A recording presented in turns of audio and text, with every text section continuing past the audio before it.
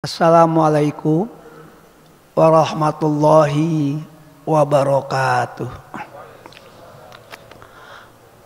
Bismillah, alhamdulillah, assalatu wassalamu ala rasulillah wa ala alihi wa ashabihi wa mawalah, amma ba'd.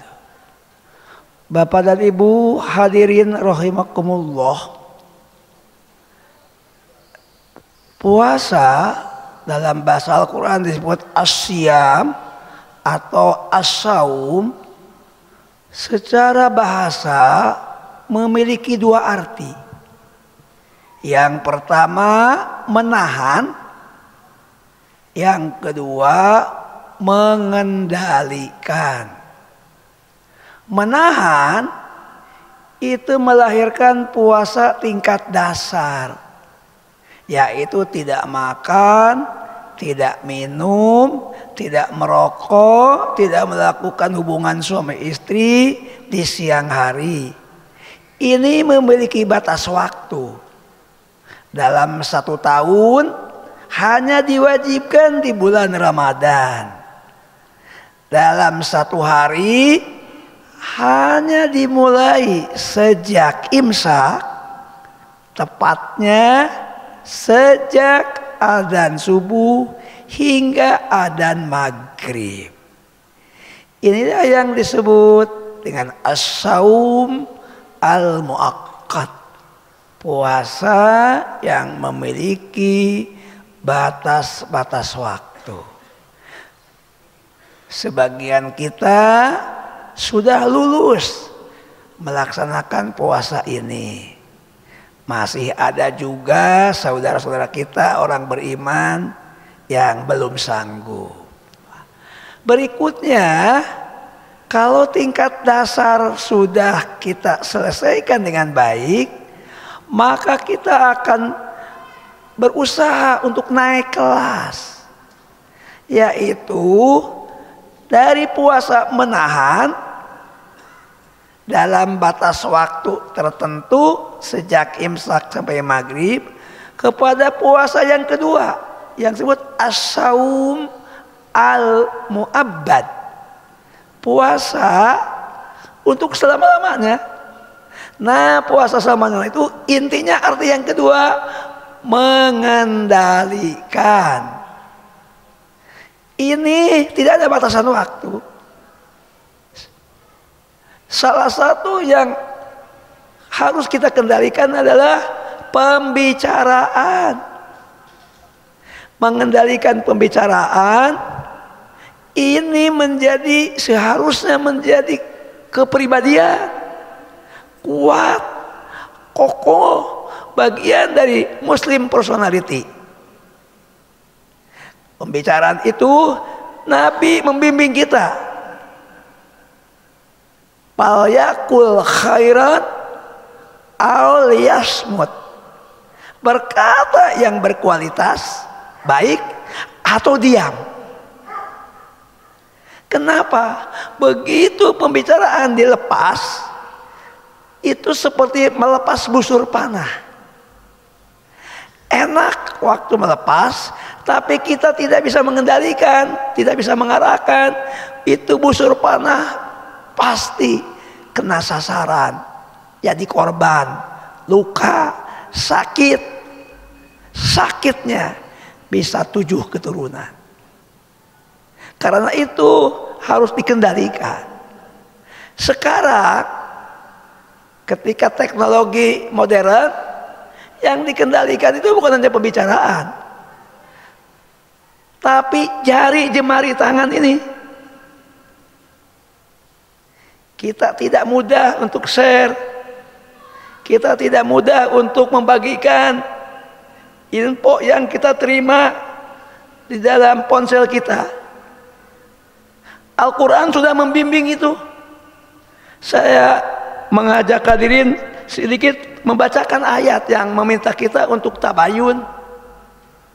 Tabayun itu bersikap teliti, cermat, menguji, menilai apakah ini benar, akurat, atau ini bohong, palsu, hoax.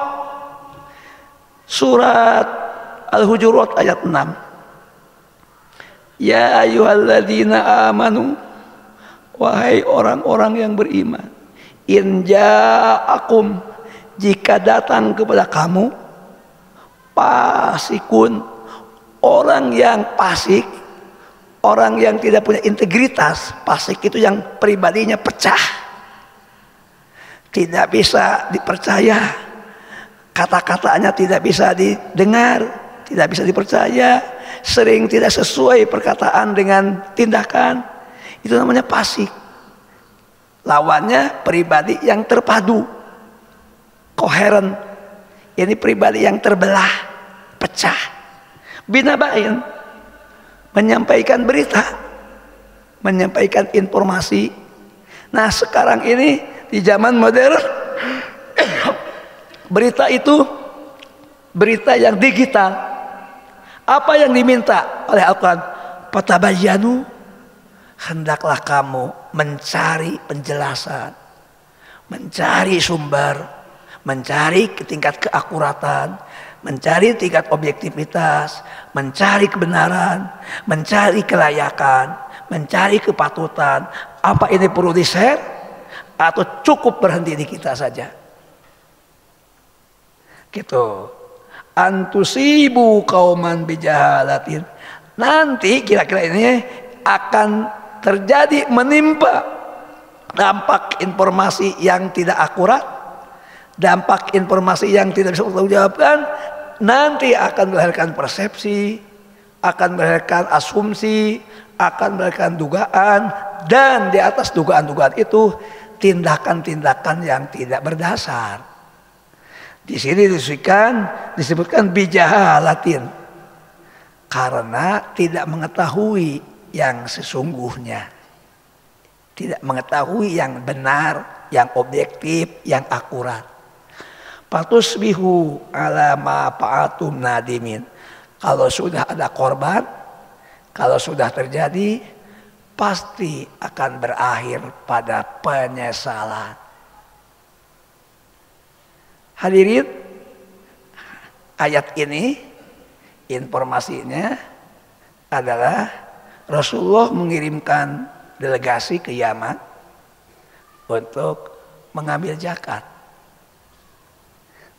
Itu sampai di Yaman, berita yang beredar Rasulullah akan mengambil zakat dari Yaman dibawa ke Madinah. Padahal perintah Nabi bukan begitu. Ambil dari orang kaya di Yaman, berikan kepada orang miskin di Yaman.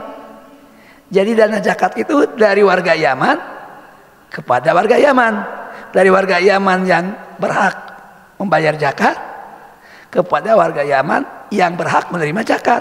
Jadi utusan itu tidak akan membawa zakat ke Madinah.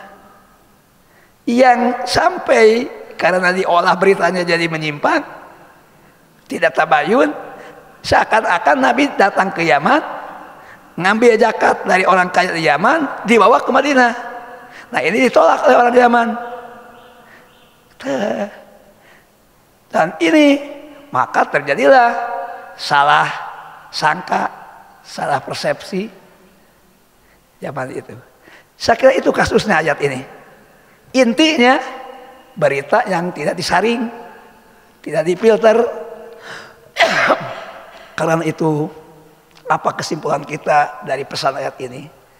Kita menggunakan nalar, kita menggunakan rasionalitas, tapi substansinya kita punya sikap mengendalikan. Itulah esensi puasa dalam membangun peradaban. Terima kasih atas perhatian, mohon maaf atas kekurangan. Semoga ayat yang saya sampaikan bermanfaat bagi kita semua, termasuk bagi saya sendiri. Terima kasih. Billahi taufiq wal hidayah wal afu minkum. Assalamualaikum warahmatullahi wabarakatuh.